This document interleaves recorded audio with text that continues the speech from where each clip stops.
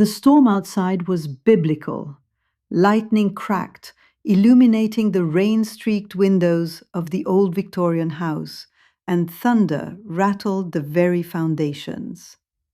Jeff took a sip of his coffee, the warmth doing little to dispel the chill that had settled deep inside him. It wasn't just the weather, there was something else, something creepy about this place. He'd inherited the house from a great-aunt he barely remembered, a woman shrouded in whispered rumors.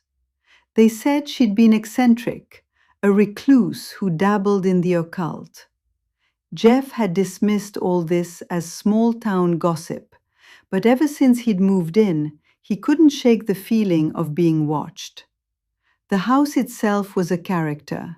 Dust danced in the slivers of moonlight that pierced through the storm clouds, highlighting the peeling wallpaper and the antique furniture. Every creak of the floorboards, every rustle in the walls sounded amplified in the oppressive silence.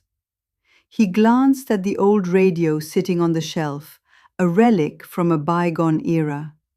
It was the kind of radio his great-aunt probably listened to, tuning in to old shows and crackling news reports.